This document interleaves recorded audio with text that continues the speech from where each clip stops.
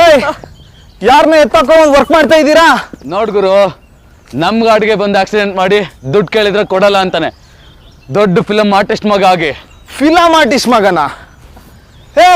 ಇವನನ್ನ ಯಾಕೋ ಎತ್ತಕೊಂಬಂದ್ರಿ? ಇವ್ ನಮ್ಮ ಹತ್ರನೇ ಮಾಲಿಸ್ಕೊಂತ ಇದ್ದ. ಓ, ಇವನು ನಮ್ ಗಿರಾಕಿನೇ. ದೊಡ್ಡ ಸಾಚ ಡೀಸೆಂಟ್ ಹುಡುಗನ್ ತರ ಮಾತಾಡ್ತಾವನೆ. ಇವ್ರಮ್ಮ ಒದ್ದು ಇವಾಗ ಸರಿ ಮಾಡಿರ್ಬೋದು. ಇವ್ರಮ್ಮ ತುಂಬಾ ಡೇಂಜರು.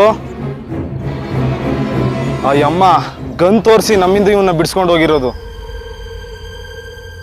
ಅದು ಅಲ್ಲದೆ ಪೊಲೀಸಿಗೆ ಇನ್ಫಾರ್ಮ್ ಮಾಡಿ ನಮ್ದು 3 ಲಕ್ಷ ಮಾಲ್ ಸೀಸ್ ಆಗೋಂಗ್ ಮಾಡಿಬಿಟ್ರು. ಹೌದಾ? ಹಾಗಿದ್ರೆ ನಾವು ಇವನ ಹತ್ರ 1 ಲಕ್ಷ ಕೇಳ್ತಿದ್ವಿ, ಈಗ 3 ಲಕ್ಷ ಕೊಟ್ರೇನೆ ಇವನ್ನ ಸೇಫ್ ಆಗಿ ಆಚೆ ಬಿಡೋಣ. ಕರೆಕ್ಟು. ಏ ವಿಕ್ಕಿ, ಅವತ್ತು ನಿಮ್ಮಮ್ಮ ಕರ್ಕೊಂಡೋದಂಗೆ ಇವತ್ತು ಕರ್ಕೊಂಡೋಗಕ್ ಬಿಡಲ್ಲ. ನಿಮ್ಮಮ್ಮಂಗೆ ನೀನು ಏನು ಹೇಳ್ತೇವೋ ಗೊತ್ತಿಲ್ಲ, ಪೊಲೀಸಿಗೆ ಇನ್ಫಾರ್ಮ್ ಮಾಡಬಾರ್ದಷ್ಟೇ. 3 ಲಕ್ಷ ನಮ್ಮ ಕೈಗೆ ಸೇರಿದ್ರೆ ಮಾತ್ರ ನೀನು ಕೈ ಕಾಲೆಲ್ಲ ನೆಟ್ಟಿಗೆ ಹಿಡ್ಕೊಂಡು ಮನೆಗೆ ಹೋಗ್ತೀಯ. ಇಲ್ಲದೆ ಇದ್ರೆ ಎಲ್ಲ ಮುರ್ಕೊಂಡು ಹೋಗ್ತೀಯ.